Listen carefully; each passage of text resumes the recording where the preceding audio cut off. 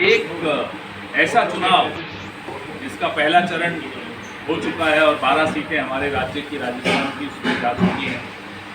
उसके बाद जब से वो चरण ख़त्म हुआ, जब से आईबी ने और अलग अलग एजेंसियों ने अपनी अपनी रिपोर्ट प्रधानमंत्री को दी होंगी, जैसा कि वो देते हैं, प्रधानमंत्री की भावभंगिमा बदली हुई है, भाषा बदली हुई है, जुबान फिसल जाती है।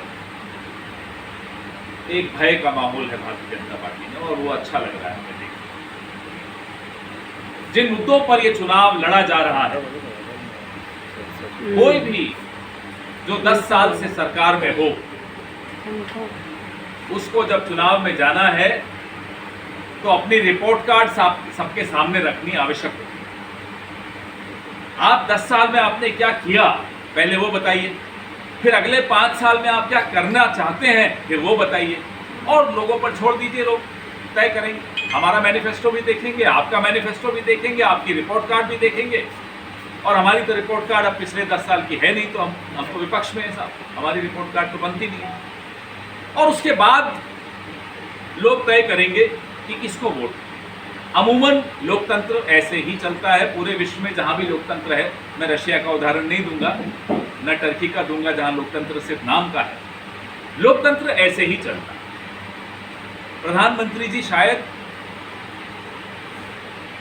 1945 के जर्मनी से प्रेरित हैं या 2024 के रूस से प्रेरित हैं, हमें नहीं मालूम कहां से प्रेरित हैं, लेकिन उनकी प्रेरणा ये क्या कर रहे हैं, भारत से तो नहीं आ रही, भारत के लोकतांत्रिक संस्कारों से नहीं आ रही। भारत जिसको हम स्वयं और प्रधानमंत्री खुद कई बार कह चुके हैं कि लोकतंत्र की जननी है, तो आप प्रेरणा रूस से क्यों लेते हो, आप प्रेरणा जर्मनी से क्यों लेते हो, आप प्रेरणा टर्की से क्यों लेते हो? हमें प्रधानमंत्री की ये बात समझ में नहीं है।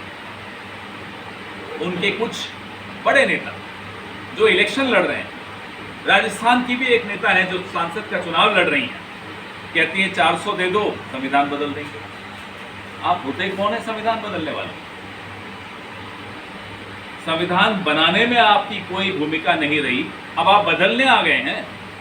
क्यों? आप दलितों के खिलाफ हैं, आप आदिवासियों के खिलाफ हैं, आप शोषितों के खिलाफ हैं, आप महिलाओं के खिलाफ हैं, आप उन हकों के खिलाफ हैं, उन अधिकारों के खिलाफ हैं जो संविधान ने इस देश के एक एक नागरिक को दिया।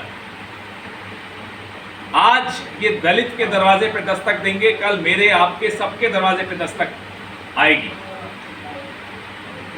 ये खतरा है आज देश के सामने, संविधान के सामने। हम आपसे सवाल 10 साल का पूछते हैं, कितनी नौकरियां दी, महंगाई कितनी कम करी, पेट्रोल 100 पार क्यों हुआ, सिलेंडर 1100 पार क्यों हुआ, क्यों 1 घंटे में 2 नौजवान आत्महत्या करते हैं, क्यों एक दिन में 30 किसान आत्महत्या करते हैं, क्यों 1 घंटे में 4 महिलाओं का बलात्कार होता है? क्या ये सवाल गलत है? हम विपक्ष में हैं, हमारा कर्तव्य है ये सवाल पूछने का, हमारा अधिकार है ये सवाल पूछने का, और जनता का अधिकार है इसका जवाब लेने का।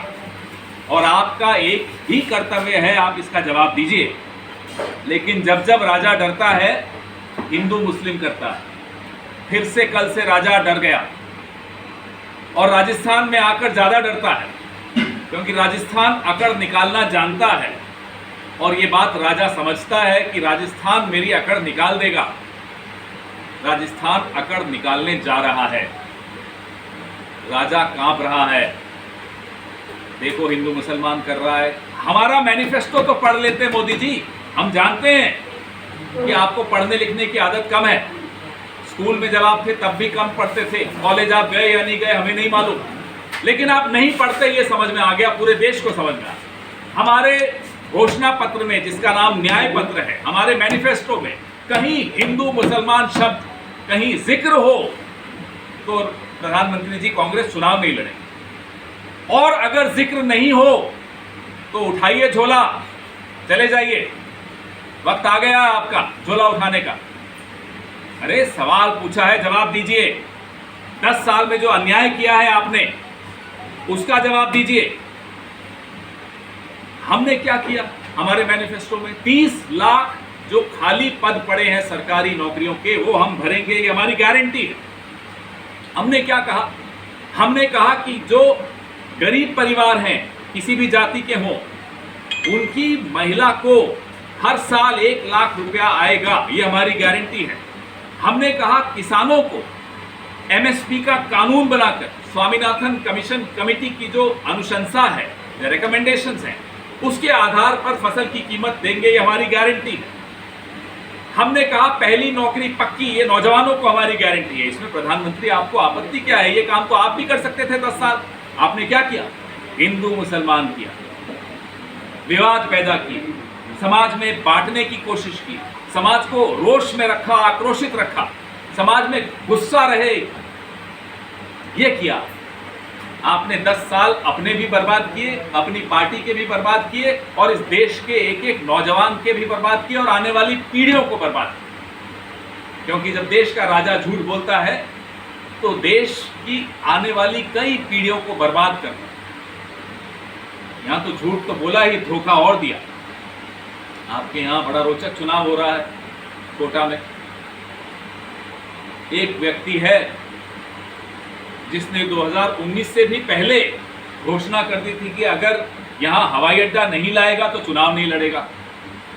18 में बोला, 19 का चुनाव लड़ लिया, 22 में राज्य सरकार ने जमीन भी दे दी, आज 24 हो गई।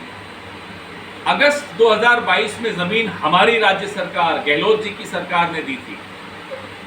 ये लोकसभा के स्पीकर हैं, बड़ा महत्वपूर्ण पद पर बैठे हैं। एक हवाई अड्डा नहीं करवा पाता जो व्यक्ति 25 साल से चुनाव जीत रहे हैं, 3 बार विधानसभा, 2 बार लोकसभा, 25 छोड़िए, 15 छोड़िए, 10 छोड़िए, 5 काम गिना दीजिए साहब लोकसभा स्पीकर महोदय, आपने क्या काम किए हैं? 5 कोई काम कोटा के बता दीजिए कि मैंने ये किया है।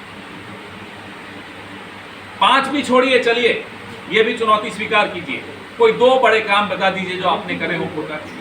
एक हवाई अड्डा नहीं देते और झूठ अलग बोलते हो कि जब हवाई अड्डा नहीं होगा तो मैं चुनाव नहीं लड़ूंगा। आप क्यों लड़ रहे हो?